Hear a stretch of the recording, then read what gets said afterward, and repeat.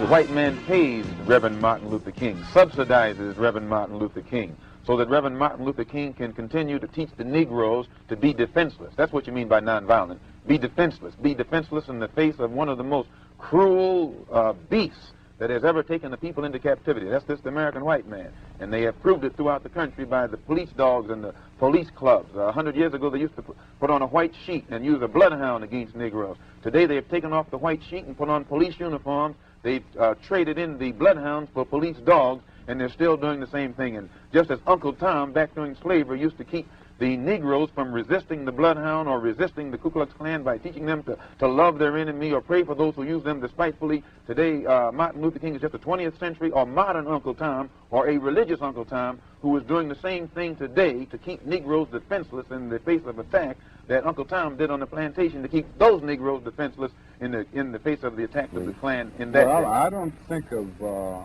love as, in this context, as emotional bosh. I don't think of it as a weak force, but I think of love as something strong and that organizes itself into powerful direct action.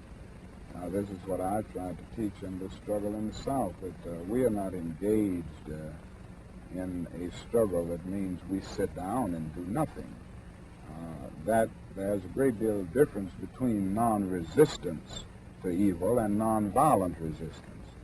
Non-resistance leaves you in a state of stagnant passivity and deadened complacency, wherein non-violent resistance means that you do resist in a very strong and determined manner. And I think some of the criticisms of nonviolence, or some of the critics, fail to realize that we are talking about something very strong, and they confuse non-resistance with nonviolence. The goal of Dr. Martin Luther King is to give Negroes a chance to sit in a segregated restaurant beside the same white man who had brutalized them for 400 years. The goal of Dr. Martin Luther King is to get Negroes to forgive the people who have brutalized them for 400 years by lulling them to sleep and making them forgetting what those whites have done to them. But the masses of black people in America today don't go for what Martin Luther King is putting down. As you said in one of your articles, it's psychologically insecure, something of that sort. I forget how you put it. But you didn't endorse what Martin Luther King was doing yourself. I do not reject his goals of full integration and full equality rights for American citizens. Do you reject these goals? If you don't think that he's walking on the right road, I'm quite sure you don't agree that he'll get to the right place.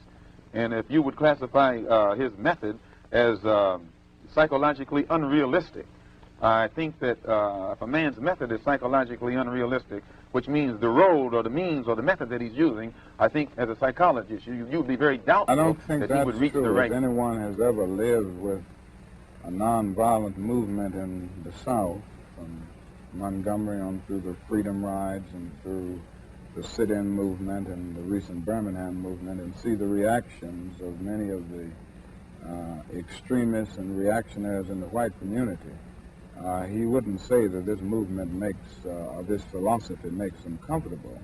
I think it arouses a sense of shame within them often, in many instances. I think it does something to touch the conscience and establish a sense of guilt.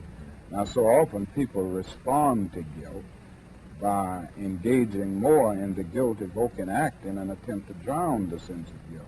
But this approach certainly doesn't make the white man feel comfortable.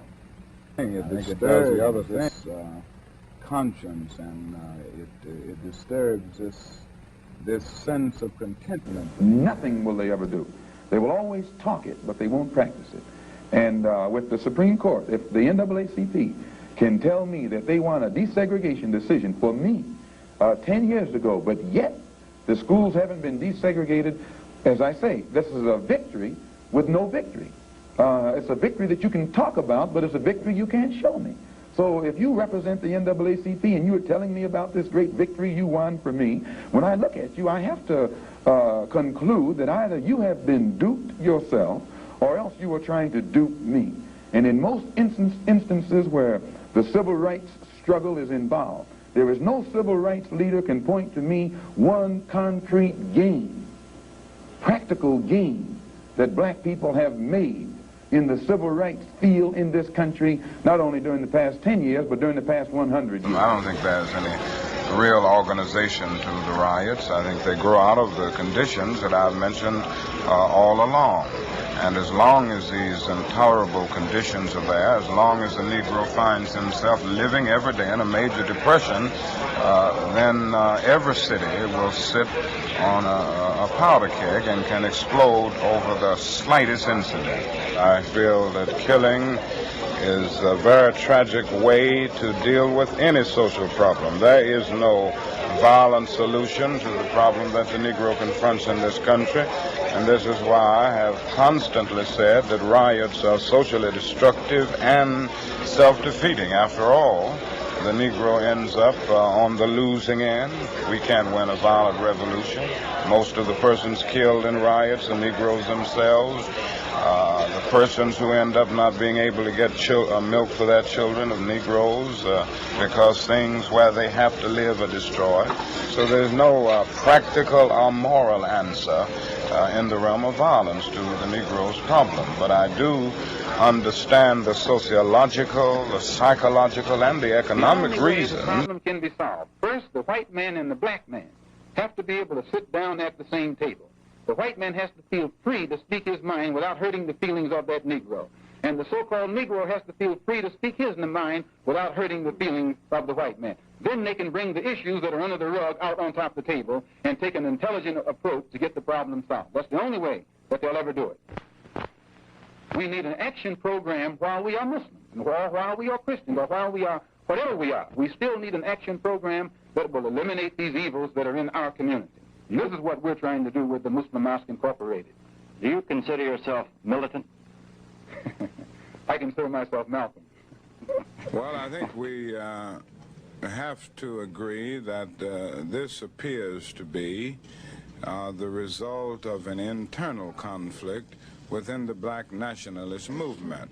So I think the first thing that needs to be done is for a conference of goodwill to take place between black nationalist leaders. This was why I suggested a few days ago that the followers of the late Malcolm X and the followers of Elijah Muhammad should sit down at the peace table together, so to speak, and discuss this problem and try to reach some understanding.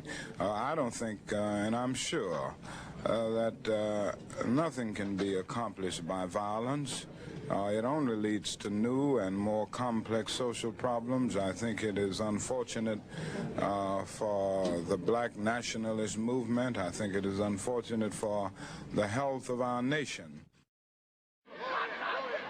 I may not get there with you, but I want you to know tonight that we as a people will get to the promised land. I'm really happy for you. I'm gonna let you finish. But Beyonce had one of the best videos of all time.